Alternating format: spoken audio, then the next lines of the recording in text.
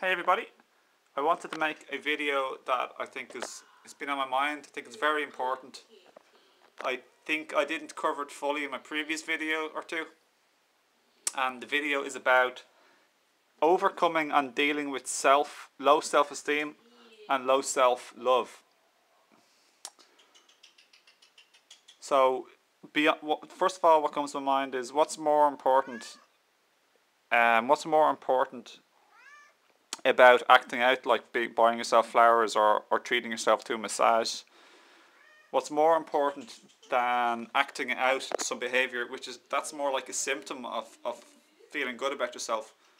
You want to deal with the cause of not feeling good about yourself. And I feel the reason why you don't feel good about yourself is because something that happened to you in the past. Because you weren't born with low self-esteem. You developed it because of past hurts and traumas. So the primary issue here is, there's two of them.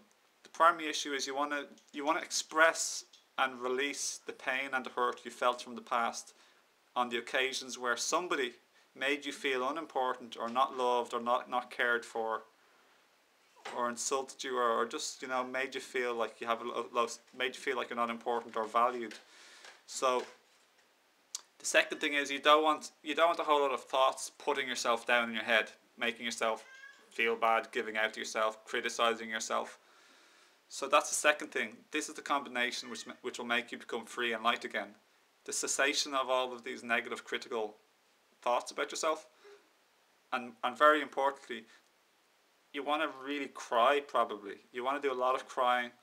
Maybe you want to release the pain of the hurt caused to you in the past. Maybe you heard somebody say you're crap at this, or that you're not good, or that you're not a nice person, or something like that. Maybe it was your parent, maybe it was a rumor or gossip, maybe it was someone in school, maybe it was a family member, maybe even someone in work, and it could be even recently too. So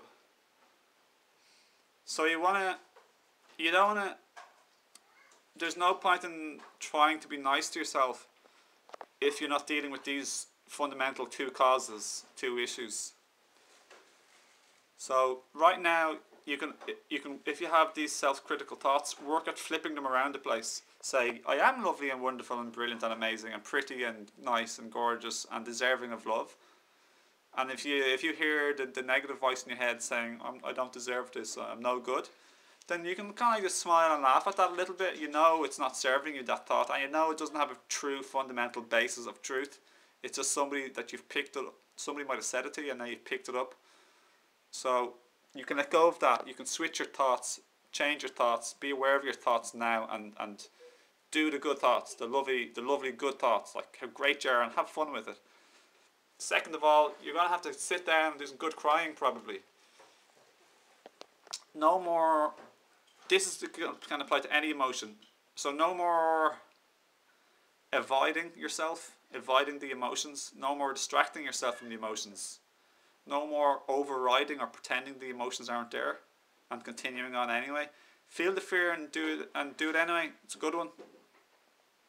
It is good. I with that statement regarding fear, it's good to gently overcome and face your fears, your comfort zones.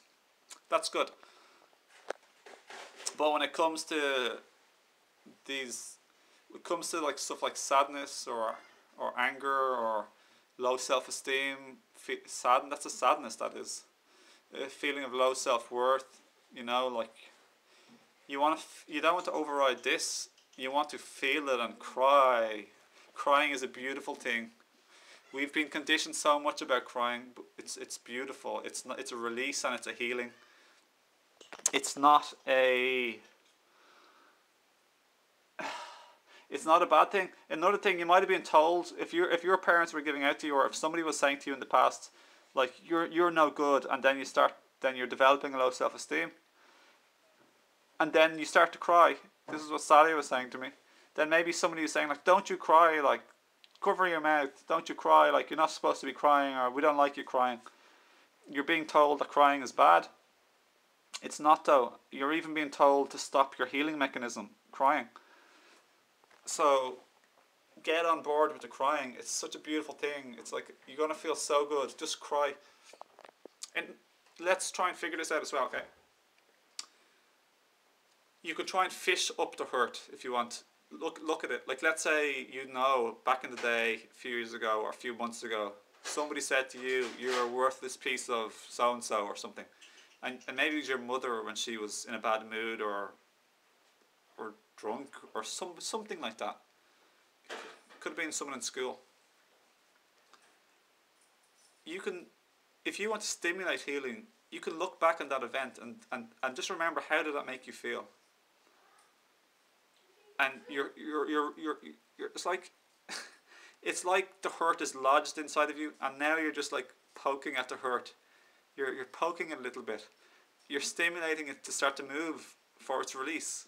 So instead of being lodged and stuck, you're stimulating yourself to feel it again. And now you can finally let it out, because you didn't fully let it out in the past. You didn't heal from it. So now there you go. You can do that now, tonight, today,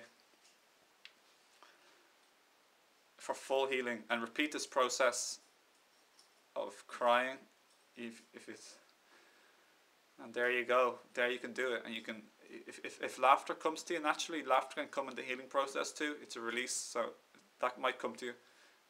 With low self-esteem and low self-love and from hurt in the past, that'll probably be more like sadness, emptiness, hollowness, shallowness, emptiness, crying, sadness. So there you go. Do that. And allow yourself to feel the feelings, no longer distracting or avoiding or overriding. I think this is the hardest part for you and the most healing part for you to do. Coupled with changing your thoughts,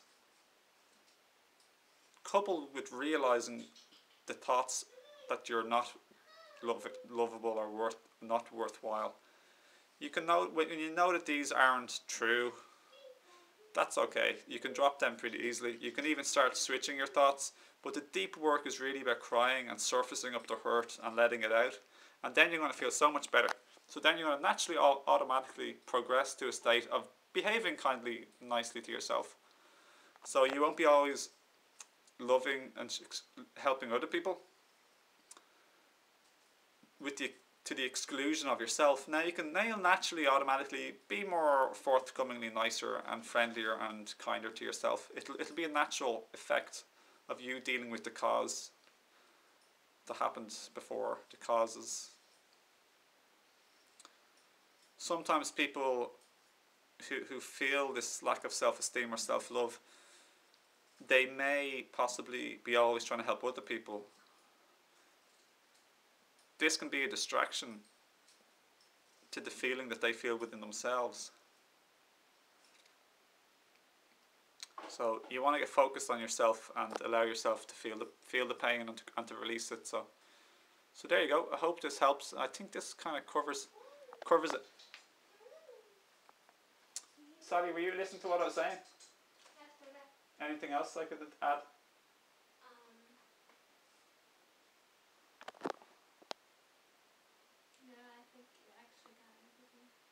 Okay, cool. Sally thinks I actually got everything, in case you didn't hear. Okay, well, thanks for watching, and I really, really, really do hope that this helps you. I hope this has been somewhat a definitive video on finding it hard to love yourself or low self-esteem. I truly hope this helps you in your life, and I'm sure it will to some degree, maybe fully. It's going to be a process of crying. Process, and you're going to get there. You are there, but you're going to get more and more freer. And this is a beautiful, exciting journey. I'm really excited for you. I really am, and I'm just excited for you. I'm looking forward to you in your future, and it's going to be marvelous. Enjoy the process, enjoy the journey. And don't base your happiness on other people. Yeah, and don't base your happiness on other people. One other thing, if people did say mean things to you in the past that encouraged you to get like low self-esteem and low self-love, just realize that anyone who says a mean thing to you, they're not in their mind properly they may have been hurting at the time. So it's not about you, it was about them. So we don't have to take that on board once we realise this. If somebody says, "Oh, you're beautiful, you're marvellous," and they're really happy about it, that's because they're kind of like in a good mood, and it's based upon them, and they're in a good mood. They're feeling good about life or about themselves.